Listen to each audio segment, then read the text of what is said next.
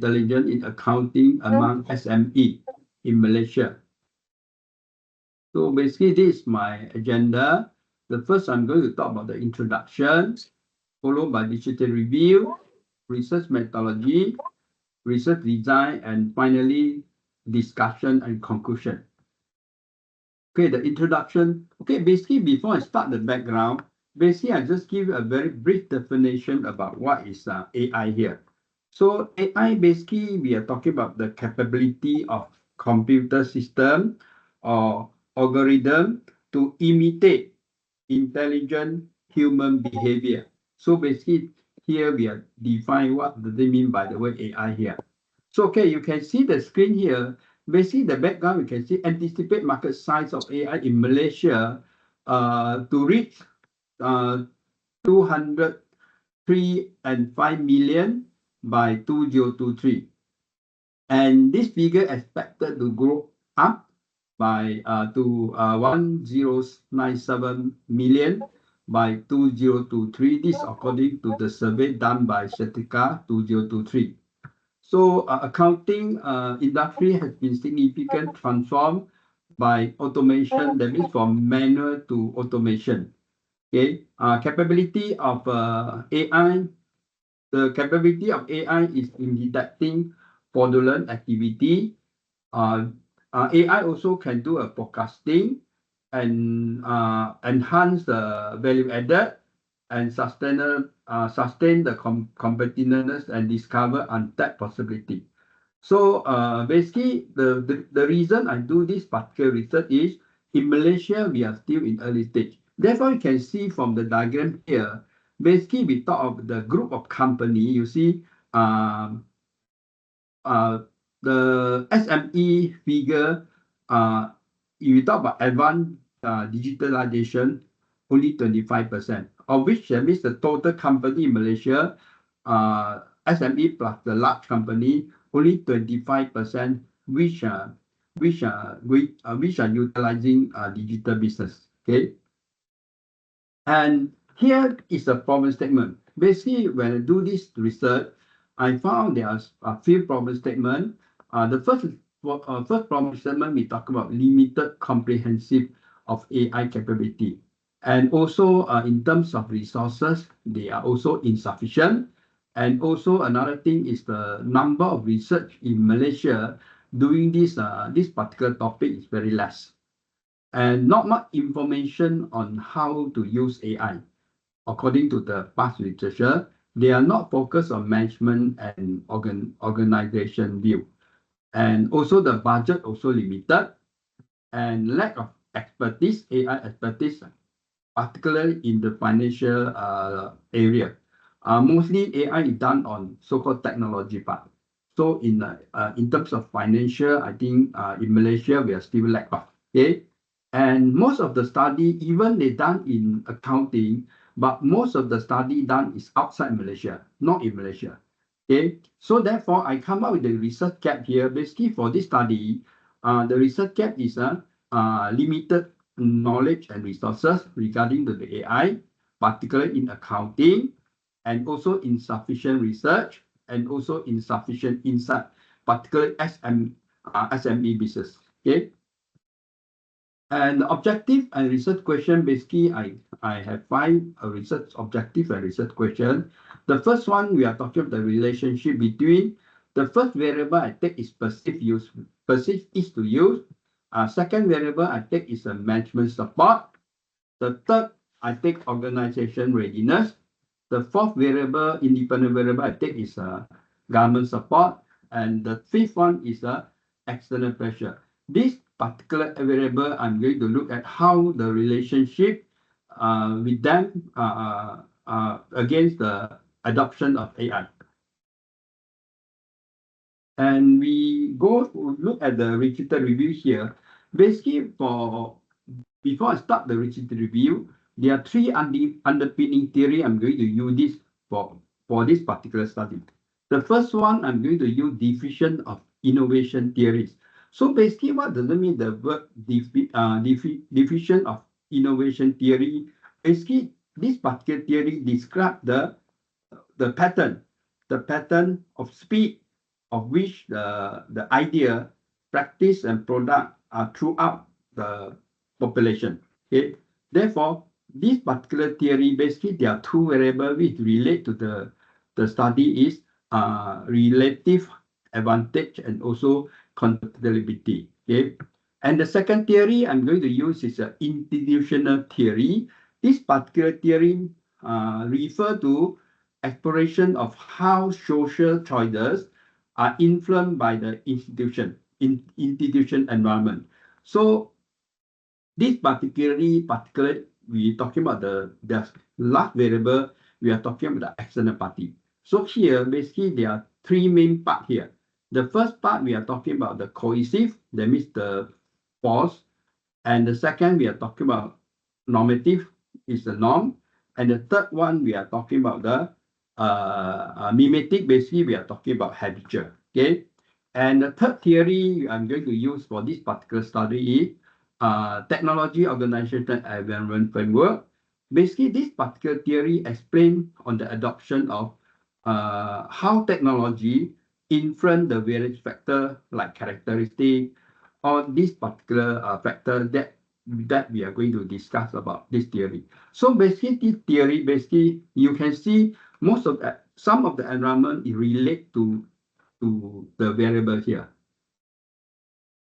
Okay, we go to the key variable and the relationship. Basically, you can see, basically we talk about adoption of AI. What does it mean here? Basically, it is very general. I say AI, basically we are talking about customer behavior and market trend. Another thing we talk about, the good thing about AI, they reduce the manufacturing cost, enhance market and financial information, and also enhance the expertise, business strategy, data, and also the governance. So these are the things I think, good thing about the adoption of AI. And we look at the first independent variable. Here we are talking about perceived ease of use, which called PEU. Basically, this particular one, we are describe the level of simplicity and the usability. And according to the research, most of the research, you can see there are few researchers, they say this particular variable is a positive influence to this adoption of AI. Good. In the second independent variable, similarly, this particular one talking about the management support. So the management support is the endorsement of top management to the particular AI. Again, I say this particular one, using the past researcher, they also talk the positive influence against this AI. On the third independent variable, we are talking about organization readiness. Organization readiness, basically, we are talking about the comprehensive ability of financial resources, capital, training, personal knowledge, what they call capability and infrastructure. All these ones are under organization readiness. And this particular one, again, I say, we look through some past study, also a positive influence against the AI. The fourth variable, we are talking about government support. Government support, basically, from here you can see is a support intervention offered by government. Again, I said, through field study, I read through few articles. Again, this particular independent variable, the government support, also positive influence against this AI. And the last independent variable, the last item is external pressure. External pressure here, I'm referring to the influence by adoption process, variable and or adversely depend on the organization readiness for adoption. And again, this particular one, similarly, I read through some article, also a positive influence. So in conclusion, basically, we can say the hypothesis that come up is all are positive influence. These 5 independent variables are positive influence against the adoption of AI. That's according to the past researcher. And with this particular, what we call hypothesis, I come up with a theoretical framework. Based on these 3 theory, like DOE, what they call innovation, diffusion theory, and also the INT theory. This particular one, then I come up with the theoretical framework. So this theoretical framework, again, this adoption of accounting, adoption of accounting, AI adoption in the accounting. Okay, the research methodology basically I'm using for this particular study, I'm using quantitative, which means I'm doing some survey lah on the survey. And the population in Malaysia, total we have about 1 million, 1 million over. This according to the DSM survey 2022. And the unit of analysis for this particular study, I'm going to use individual who represent the company. Okay. And the third one, the sample size, I'm using G power. And according to G power, the minimum is 138. But I increased to about 200 respondents. And the sampling size here, I'm going to take convenient. And the data collection method, I'm using a questionnaire or email. Okay, for this particular construct, basically I come up with a few questions on the what they call questionnaire. Each item I take up 4 items lah. Like each of the variable I pick up 4 items and I send out the questionnaire. And for the data analysis technique here, basically there are few methods that we measure for this study. The first one we are talking about demographic descriptive analysis. What does it mean by the word this demographic descriptive analysis here? Basically here we are talking about collecting or studying information about general trait, which is talking about the group of people like age, like race, like gender, like income. So this is talking about demographic. Okay, the second item, the second analysis technique I'm going to use is the data descriptive analysis. Basically, data descriptive analysis here, I'm talking about measurement of mean, median, mode, standard deviation to describe the main features of the data set. Okay. The third data analysis technique here, I'm going to use normality test. Normality test, I have 2 areas here. First one, we are talking about skewness, and the second one, we are talking about courtesy test. So basically, the skewness, we are measuring about the relative size of the tails, okay? And normally the figure, which is ideally is about minus 5.0, minus 0.5 to plus 0.5. And for courtesy, basically here we are measuring about the combination of the size of the tail. Okay, so basically the idea, what we call the number we get should be positive 2 to negative 2 to positive 2.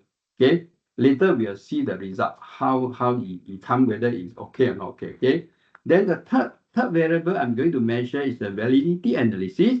Validity analysis here, I'm looking at the PMO ballot test here.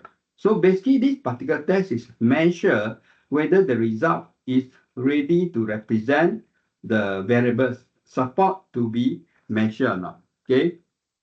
And the next one, the fifth one I'm going to measure is on the reliability analysis. So for reliability analysis, we use a Combra Alpha to test. So this particular variable, this particular analysis, we are testing about the consistency of measurement. So I think the number which is so-called is good is about, you can get 0.7 and above. Okay. And the correlation test, here we are finding out whether the relatively exists between the variable and determine the magnitude and action of the relationship. We are going to look at how strong of the relationship on this particular correlation analysis. And lastly is the regression analysis. So for this particular test, or for this particular analysis, we are going to use to estimate the relationship between the variable. It could be one or more independent variable. So here again, we're going to test how strong is the relationship between the variable. So these are the tests I'm going to put on for the next slide. Okay. So we are going to the research finding here. So again, I said the first one I'm going to do is a demographic descriptive analysis. Again, you can see the one I highlight in blue is the what they call more percentage compared to the rest. Okay, these are all the figure which I highlight in blue lah. Okay.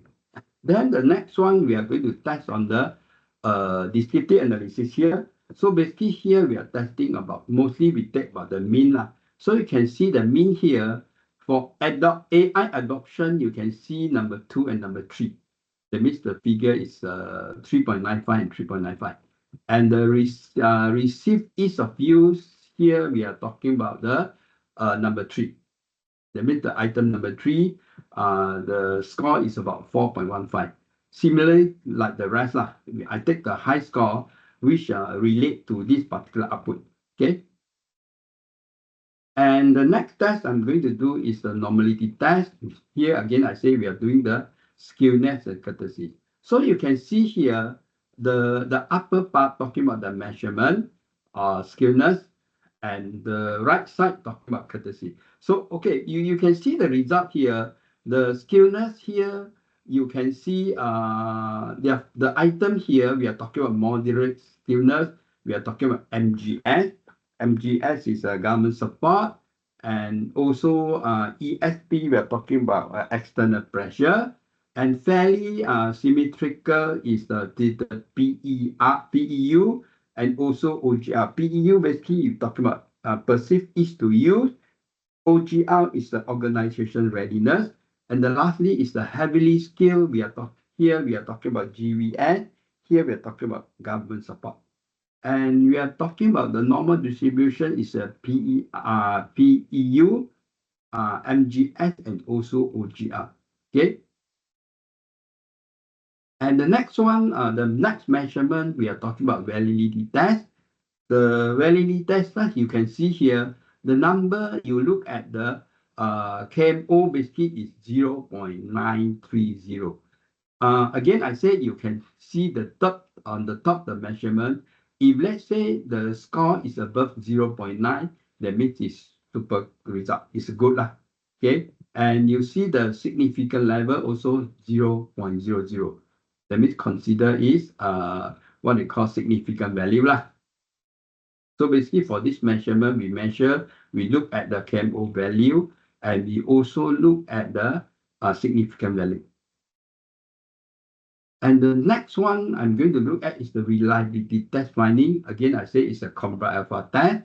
The combat alpha test, you can see all the variable here is above 0.9. What does it mean here? 0.9 means you can see on the top is excellent. All the variable exceed 0.9 indicate excellent internal consistency. Okay. The next one, we are talking about correlation analysis finding here. Again, you can see the measurement on top. All are above 0.7. Above 0.7, that means they are highly positive correlated. You can see the R is all the positive. That means the correlation between the independent variable and what they call dependent variable, they are very highly positive correlation. Then lastly, we are talking about regression analysis. Normally, regression analysis, we can look at the adjusted R or adjusted R squared. Again, I say you can see the adjusted R square here. R square here, we are talking about R square change, talking about 0.884, and adjusted R square, we are talking about 0.88. What does it mean here? Let's say we talk about 0.88 means 88% of the independent variable are capable to predict the dependent variable, which is very good. Sometimes you can see, sometimes the study come up with 0.15, 0.2, that means it's not so good. Meaning, if let's say you get 0.2 means only 20%, the variable that you use are capable to predict the dependent variable. But in this case, it's good. Why? Because it's more than 80%. Okay, only 12% represented by other variables which are not examined. Again, then you see about the p-value. The p-value here, we are talking about 0.001, which is good in the sense that normally for the p-value, if let's say you can get less than 0.05, then consider the decision is acceptable. Again, I say from here, you can see all the value is between the p-value is between 0.05. Therefore, all the variables are acceptable for this particular test. Okay. And the discussion and conclusion, the final part is, okay, for this PU basically we are talking about perceived is to use here. Basically, when you do the discussion, the result here, basically the PU you can align with the organization skill set, management style, and structure and innovation. And for MGS, here we are talking about management support. Here we discuss on the authority, responsibility, strong commitment, use of resources effectively. And the third one, we are talking about organization readiness. Here, basically, we are talking about the modification of the work. That means sometime when the organization do some structure or what, they might need to do some changes in order to what they call to catch up. Especially now we are talking about technology based. Okay. And the fourth one, we are talking about GVS. GVS, basically, we are talking about government support here. Basically, the government support mostly we need to look at the regulation, the government, is there any new regulation or is there any rules? And also we look at is there any government support on this particular area or not? Example, we are talking about AI in accounting. Okay, and the lastly, we are talking about the external party here or external pressure. Basically, we are talking about here we can talk about external pressure. Sometimes they increase they want the innovation level to be higher, and also they want to increase the high pressure of penetration. Especially we are talking about now the market they are very competitive. Okay, and the next one, we are talking about implication. Implication, I divide into two parts here. One part, we are talking about theoretical, and one part, I'm talking about managerial. So in the theoretical part, again, I say I use a three theory, which is the three theory, which is a DOE, DOI, and also INT. This particular three theory, when you combine together, you will examine the new organization development of AI. Okay. And then the managerial side, you can help to understand SMI, what the SMI really need on the AI in accounting. And this managerial also provide business solution for AI in accounting. And lastly, this AI also look at the necessity, whether the collaboration and coordination is required by the stakeholder or not. Okay, on the research limitation and suggestion for future research here, basically the first one, the limitation again I say is the study only cover SME and cover only one country. So in future, maybe we can extend it to integrate large number of SMS. Instead of taking accounting, maybe we can include other type of industry and also broader the country. Maybe we can extend the country to maybe at first we can go into Southeast Asia, that kind of country. Okay. And the second one, limitation is the reliance on existing scholar work. So in this particular case here, basically what we can do in future is include other external variable, which is not in the framework. Okay. And also consider examining mediator. Maybe you can add in a mediator in this particular framework, because basically right now we are using direct part. That means how this independent variable affect the dependent variable. So I think it's good you can add in a moderator such as maybe we talk about environment factors. What are the environment factors that can mediate between the variables? Okay. And the third one, the limitation we are talking about does not adequate efficiency emphasize on significance of impact of a cybersecurity. Just now we talked about the particular case, we did not talk about cybersecurity. Especially we talk about technology, I think the cybersecurity is very important. Okay, so again here, I think what we can do in future is can focus and evaluating the significant impact of cybersecurity risk. Therefore, I think it's good to add in another variable, cybersecurity risk to that particular study. That will be better. Okay, and to include risk, any kind of risk, we talk about behavior as a mediator. Okay, and in conclusion here, basically, in conclusion, the study finding offer a valuable insight on how organizations effectively navigate this factor to achieve successful adoption of accounting practice. Okay, basically, these are my presentation. Any question or not? Any question? Any question?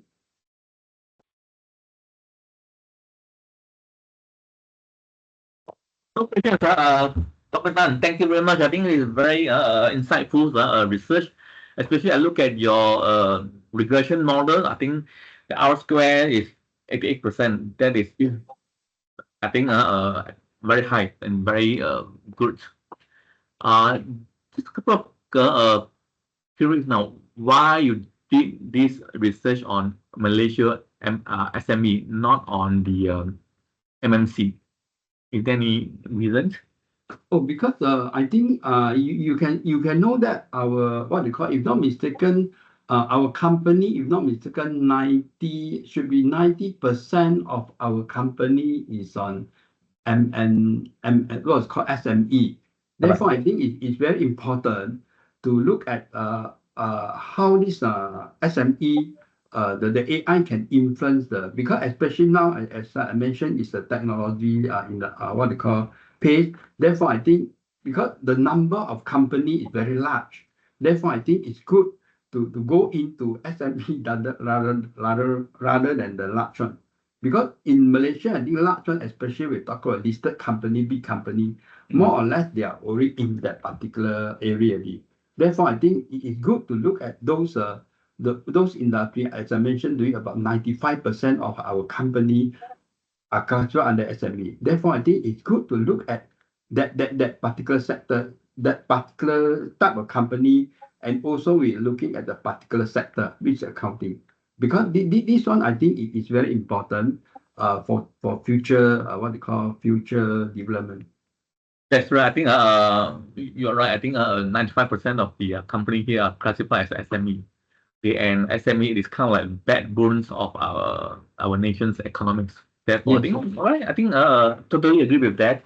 Now, another question is on the independent variables. How did you measure how ready is the MSME workers in adopting AI?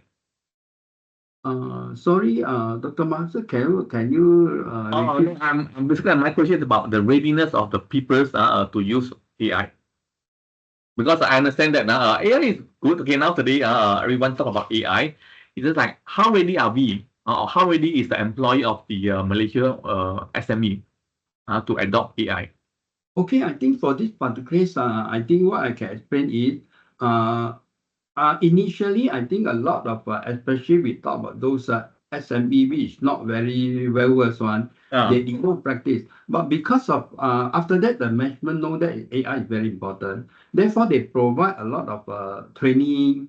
They provide of what they call so-called they come up with the resources. If let's say their company itself, they don't have that particular person who train their staff, then I think they'll engage an external party to come in and let the staff to know how important what the AI is. Therefore, I think your talk about readiness in Malaysia, I think slowly will go into that particular area. Maybe at this point of time, it's not 100% yet.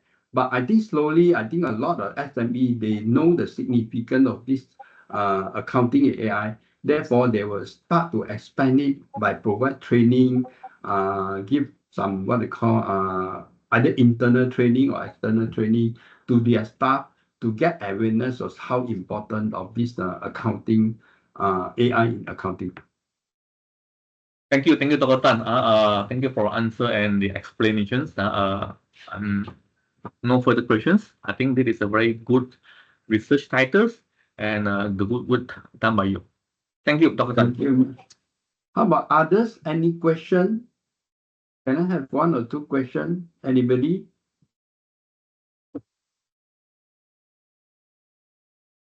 Anyone? Come If on, no, anyone? then I will pass to Dr. Ng for his presentation. Is it okay, class? Yes, yes. Okay. Okay, thank you much, everybody, for listening. I pass to Dr. Ng. Dr. Ng, hand over to you, Dr. Ng. Thank you. Thank you, Dr. Okay, let me I stop activate sharing, my. yeah, Dr. Ng. Yeah. Okay, stop sharing. Thank you.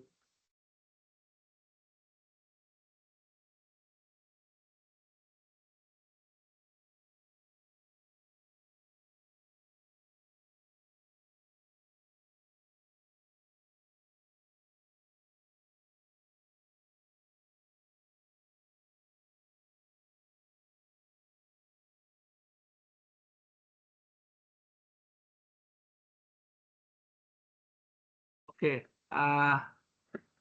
Can I start my presentation now? Can you hear me? Yes, loud and clear. Yes, we can hear you. Okay. Yeah, you see my slide. Okay, basically my slide. This is a presentation I make to the conference, the 8th ASEAN International Multidisciplinary Conference on 18th of July, held in Toronto Resort, Pulau Bali, Indonesia. So this is the title. My title of my presentation or my research is Development of Firm Innovativeness through AI-driven automation and globalization for Malaysia. And I also investigate the moderating effect of post-COVID-19 pandemic. So basically refer to the business environment, either they're very favorable or unfavorable to business environment. Okay, so I also have to acknowledge. I also have to acknowledge my organization. So basically, I'm from UOW Malaysia, and those are the authors or the co-authors. I also have to acknowledge this research is funded by the FRGF grant. So let me start my presentation first. So basically, I talk about my title of my presentation, Firm Innovativeness. So why firm innovativeness is important? Because it can influence the business performance and sustainability of the business. So on the larger scale, it can affect the competitiveness of the industry. So I argue that innovativeness can be influenced by AI, automation, and globalization of economy. So firm innovativeness refers to the skill or the imagination to create something new. So this is my research. So if you look at the current trend in Malaysia, most of the industry, most of the multinational are adopting Industry 4.0 in their operation. It can be a simple AI tool such as attendance, or it can be as complex as inspection in the QC or robotic in the operation. Okay. Second one is that I argue that if you want to improve innovation, you definitely need to have an import of globalization of multinational company. So my argument is that we need to have globalized supply chain in order to improve our firm innovativeness. Okay. So if you talk about the company, talk about the industry, industry definitely need to have better types of globalization so that they're able to improve further. So Balvin is the one who argued that we are now experiencing automation and globalization at the same time, to improve firm innovativeness. Okay. So this study also proceeds that post-COVID-19 perception may influence positively or negatively on the relationship between AI-driven automation and firm innovativeness. and also globalization and firm innovativeness. So this study also in line with the government effort to improve NASA 4.0 and improve the SGD 9 for industry, innovation, and infrastructure. So let me talk about the concept of firm innovativeness. So we talk about firm innovativeness, very important, means basically we like to have a capacity to adopt new idea, to adopt new market, adopt new methods. Okay, so we definitely need to improve customer satisfaction and competitiveness. Okay, so for company, definitely they must have the technology capability to improve their product, okay, their process, their market, their strategy, and also their behavior. Okay, so we definitely need to have a better firm innovativeness. If you look at the Hughes, they mentioned that firm innovativeness are very important to improve the overall capacity to pursue new idea, okay, and to improve their product. So for multinational, definitely they need to use technology to improve their innovativeness. So my research argue that they must have some kind of new technology, especially AI-driven automation, to make the first mover advantage to achieve better competitiveness. Okay, so I argue that if you talk about innovativeness, it can be in the form of products, process, behavior, strategy, or marketing. Okay, so for this research, we talk about manufacturing multinational company. They are making products. Okay, so next one we talk about automation. So automation is everywhere, but nowadays we talk about AI automation. Means the automation have some kind of capability to learn and make decision. And of course, human will make the ultimate decision. I mean, human will be stay on top of the loop of decision making. Okay, so this type of technology is definitely useful for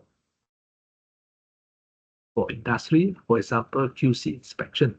Now they talk about using camera, AI camera to make inspection, new robotic to make complicated operation, because according to the study, most of the time, machine will never can, I would say have minimum chance of making error compared to human.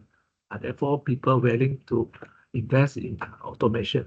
So in the era of COVID-19, because of the lockdown, more companies are willing to invest in automation, because of COVID-19. So now COVID-19 is over. So we still like to make study more on the risk of implementing AI automation. Okay, so you look at here, most of the time they have AI automation in operation, design, in quality, in handling customer, in handling logistic, and also in handling the IT. It may cover until HR also. Okay, so if you use a better deployment of automation, most likely you can free up your time to concentrate on others' tasks. So workers or management can focus on high value job that machine so far cannot handle.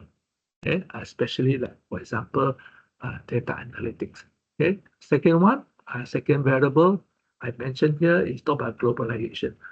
We need globalization so that we are able to integrate our operation to the global supply chain. Okay, so with that effort, definitely we can learn. We can learn many ways of improving our innovativeness. In fact, multinational companies have a lot of idea which we can use their method or their technology to improve our automation or our innovativeness.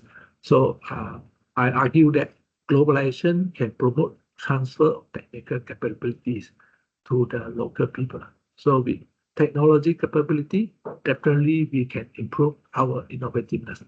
Okay, so if you do not have transfer of technology, means we need to have longer time to learn and to master the technology.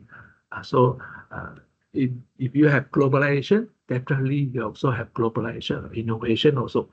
So with this type of influence, definitely we are able to improve our capacity to innovate.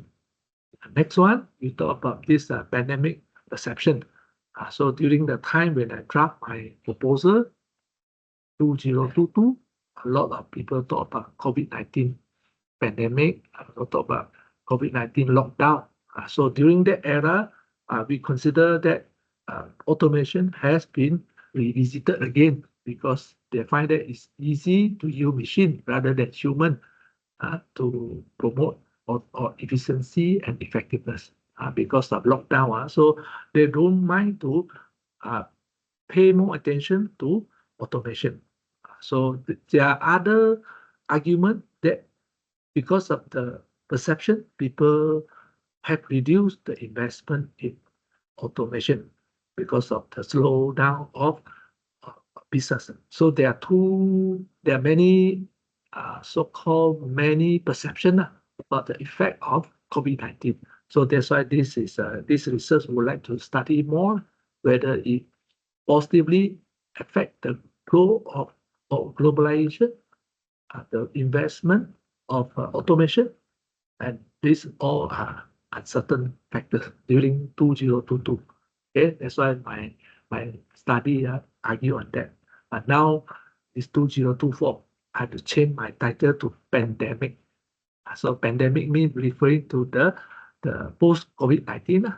But now it's already considered a non-issue already. So I would like to mention that this one refers to the business environment, either they are favorable or unfavorable business environment. Okay. Okay. Next one, we talk about relationship. So there are many authors who also argue that there's a link between AI-driven automation and firm innovativeness. So those are the authors. If you look at the current trend, most likely they would like to adopt AI inside the automation. I mean, the ability of the system to make some kind of decision. It's more or less autopilot automation. So if you look at so many studies, they have mentioned about the need for them to improve their business performance. Hence, there are many studies. There are many studies about how to use AI to automate your automation. So if you look at the Macmillan and Vega, they attribute that strengthening of AI lie in the broad and often real-time analysis of diverse information on business process and product and services usage. So hypothesis one is AI-driven automation will positively influence firm performance. Second one, talk about globalization. Also same thing. There are many studies that talk about the link between globalization and innovativeness. Because if you talk about globalization, means basically you can import new technology or new methods of new business concept, and hence you are able to have better quality and better output for the business. Indirectly, we are able to improve the way we run our business. Okay? So innovative by distinguish in industry. Hence, my hypothesis argue that globalization will positively influence firm innovativeness. Next one is whether perception, COVID-19 perception influence the direction of AI-driven automation or innovativeness.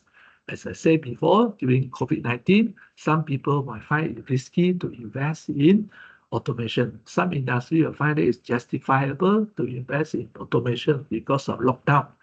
So there are many schools of thought about whether they should invest more or invest less, because AI automation always there's a risk and also there's a high cost of investment.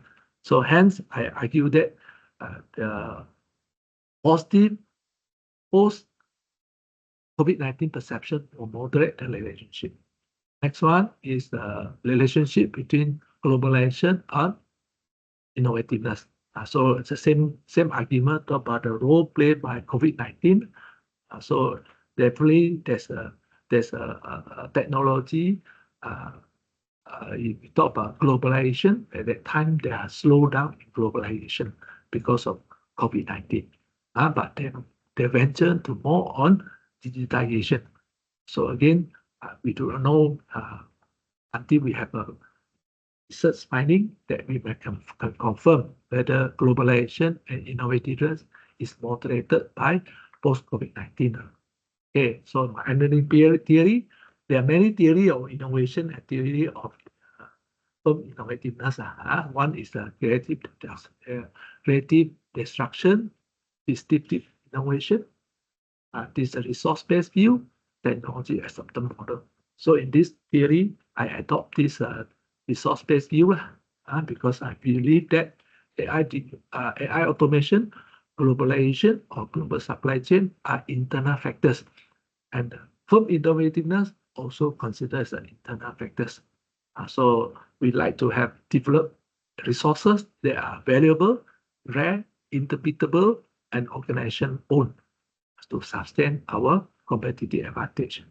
So I still also like to mention that this theory of technology acceptance model means that the AI-driven automation must be useful and ease of use in order to be adopted. Because we might have a technology, we might use simple human to do it. If it's a simple work, we might not use the technology. Okay, so this is the one I mentioned here. So this overall, this might be a theoretical framework. So during the presentation, I make a point that this H1, H2, H3, H4 is considered proposition 1, proposition 2, proposition 3, proposition 4, because I don't have data. So if you don't have data, you cannot consider this is hypothesis. So I make it clear to them that this is a H1, H2, H3, H4, actually is a proposition. Okay.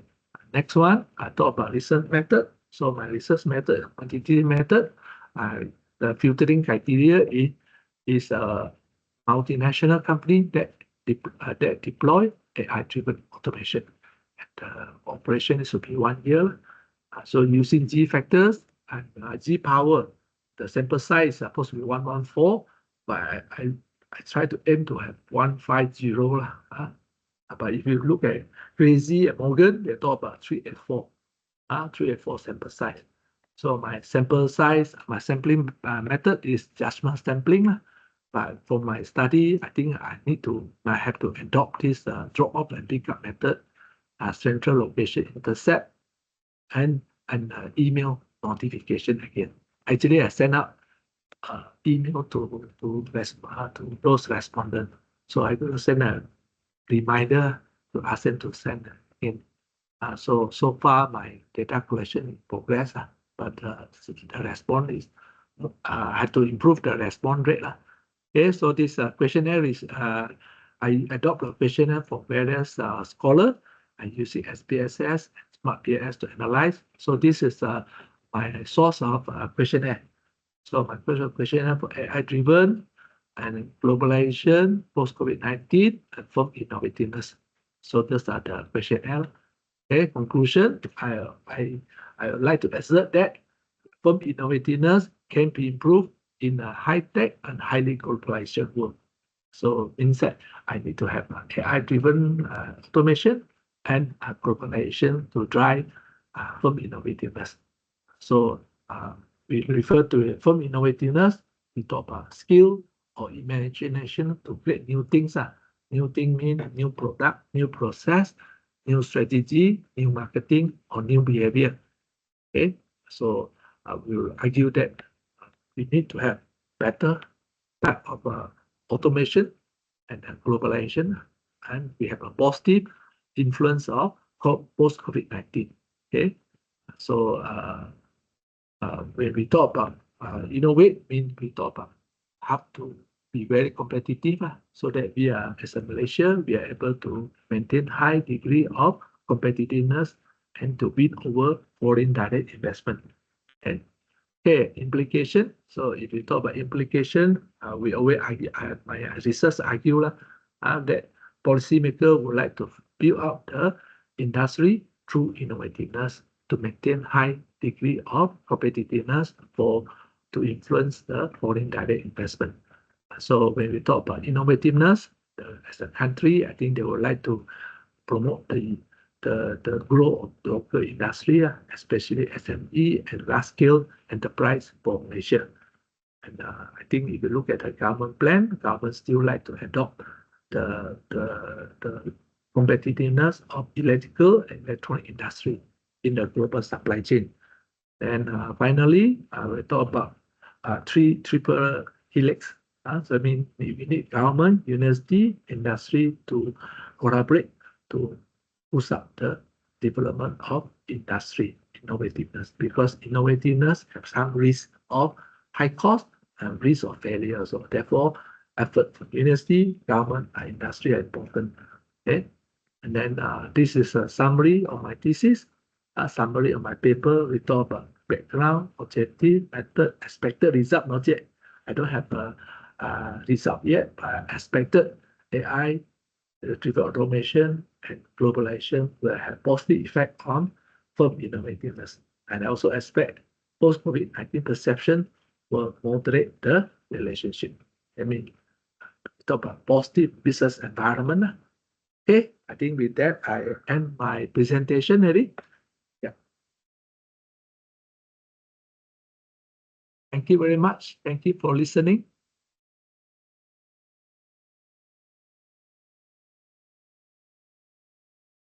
Hello.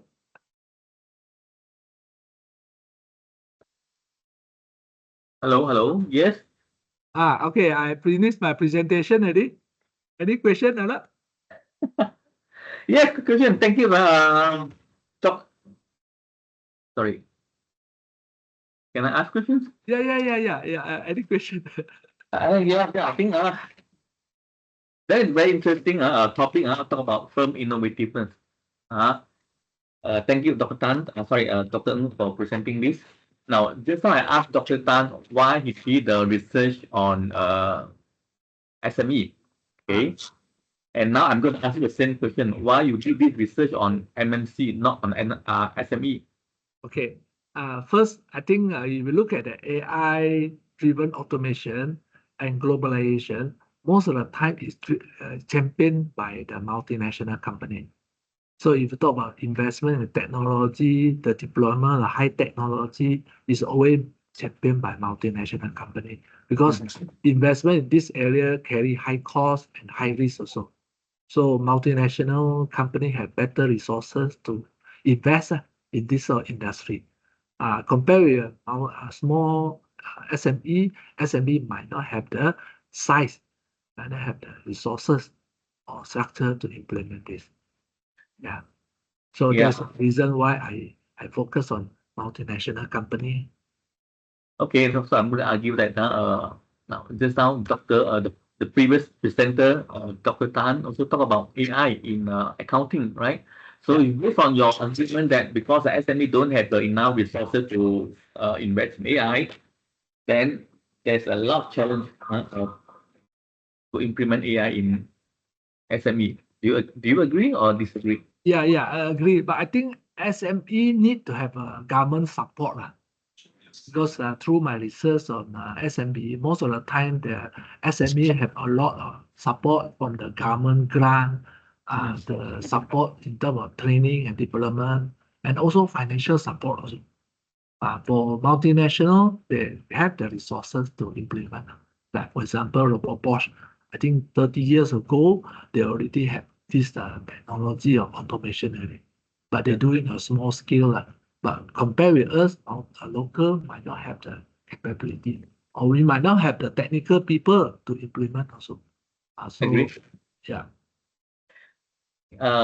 Dr. Another question. So I noticed that you mentioned you're going to use SPSM and smart PR to do your data analysis. Yeah. Why you need to do?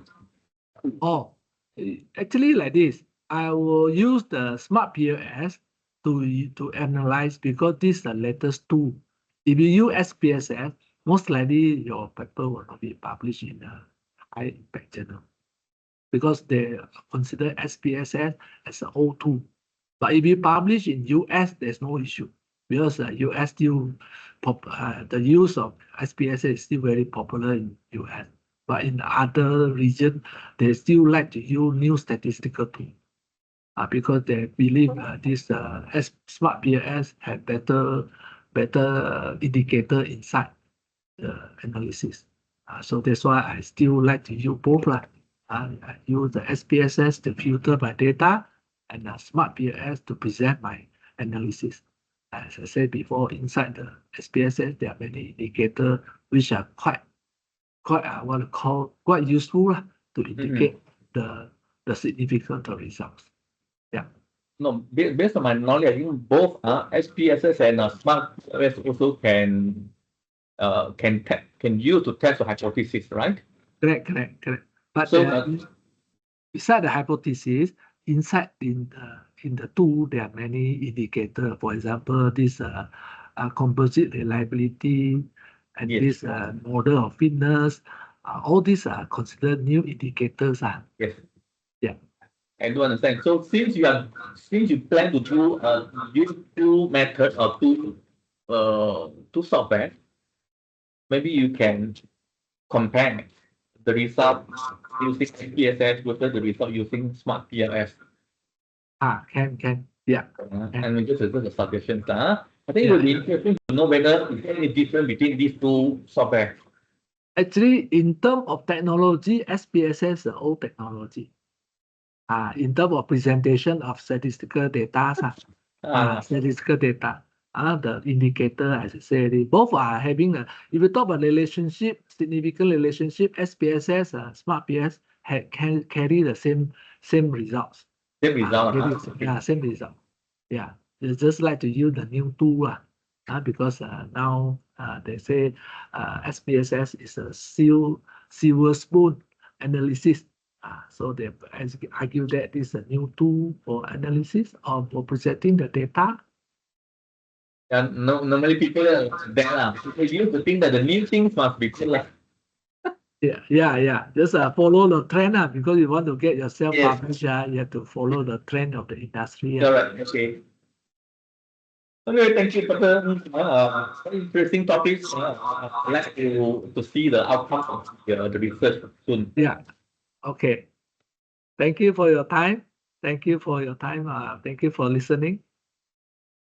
Dr. Hazmin. Encik Mohammed Hazmin. I think over already. I can go off already. 2 more minutes. 2 more minutes. Anyone has any question? Any question or not? Wong Ken Soon, are you there? Yeah. I'm here. Ask questions. No lah. So nothing to be asked. Okay. I think that's it lah. I think we end our presentation lah. Okay. Encik Mohammed Hazim, are you there? Go to the agenda already. Agent, so we can go off already, because he is the one who control the. Okay, so if you guys do not have any other question, so can we end our session for today? Is it okay? Okay. All right, so thank thank you you. very much for the presenter and the participants as well. Have a great weekend. It's a long weekend coming ahead. All right, see you. Bye.